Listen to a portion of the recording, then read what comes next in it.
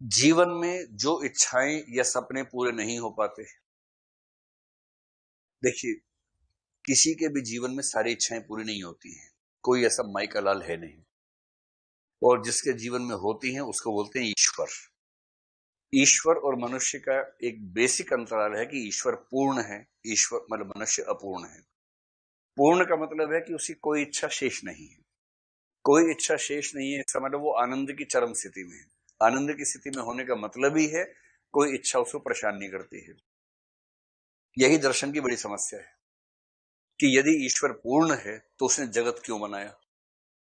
अगर आप कहेंगे जगत इसलिए बनाया कि उसका मन कर रहा था, तो मन उसी का करता है जिसके मन में कोई अभाव होता है।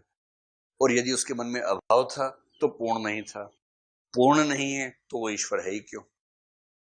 इसलिए कोई दार्शनिक इस प्रश्न का उत्तर दे ही नहीं पाता कि जगत क्यों बनाया। और अंत में एक ही उत्तर है, लीला है। यूं ही बनाया। क्यों बनाया? यूं ही बनाया। ये फिर भी क्यों बनाया? यूं ही बनाया।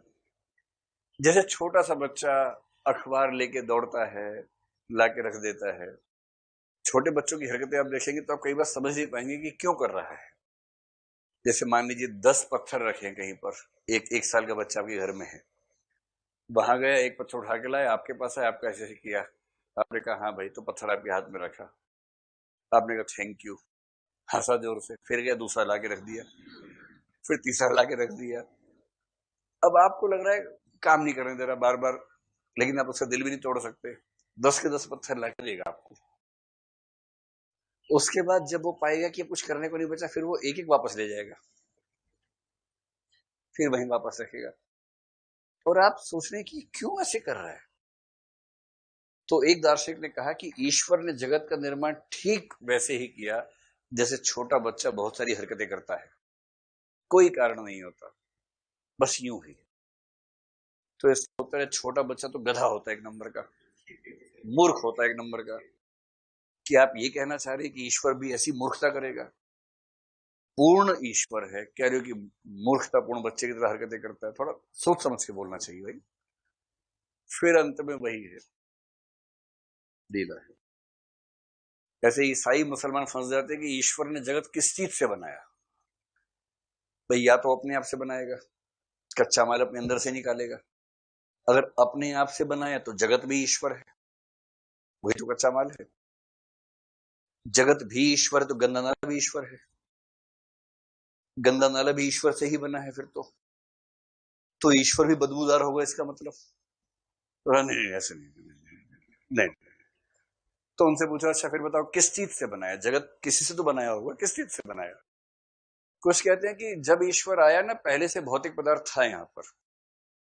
तो यदि भौतिक पदार्थ पहले से था तो इसका मतलब भौतिक पदार्थ ईश्वर की वजह से पैदा नहीं हुआ है, यानी वो उससे स्वतंत्र है। यानी ईश्वर भी कुछ चीजों को कंट्रोल नहीं कर सकता है, यानी ईश्वर परफेक्ट नहीं है, पूर्ण नहीं है। तो नहीं, ये भी ठीक बात नहीं है। ईश्वर को पूर्ण मानेंगे मानेंगे हम। अंत में ईसाई लोगों ने ऐसा रास्ता सोचा है, इतना मतलब इनको लोटपोट जैसी कोई मैगजीन लिखनी चाहिए थी। ये लोग फिलोसफी में आए गलती से, जैसे रामानुज भारत में है। अगर मेंढक जैसी कथा लिखते, या वो कौन है जो अंग्रेजी में चलता है, हैरी पॉटर, हाँ, अगर हैरी पॉटर जैसा कुछ लिखते ना, कमाल कर देते। तो ईसाई दार्शनिक बोलते हैं ईश्वर ने जगत को कुछ नहीं से बनाया। लोग किससे बनाया? बोले कुछ नहीं से बनाया। ये क्या होता है कुछ नहीं? कुछ नहीं से बनाया है, एक्स निहिलियो से बनाया है। और इसलिए अगर आप फाइकुन फाइकुन वाला गाना सुनेंगे, जब कहीं कुछ नहीं भी नहीं था, कुछ नहीं था नहीं, उसको गौर से सुनिए, जब कहीं कुछ नहीं भी नहीं था वही था। मतलब जिस कुछ नहीं से बनाया ना, जब वो कुछ नहीं भी नहीं था, तब कौन था? वही था, वही था, वही था, वही है, वही है, वही है। गोल मटोल सारा मामला है कुल मिला के। तो ये सब बड़े जटिल प्रश्न होते हैं, और हर दार्शनिक को, हर विचारक को जब इन प्रश्नों में जाना पड़ता है, जूझना पड़ता है। बहर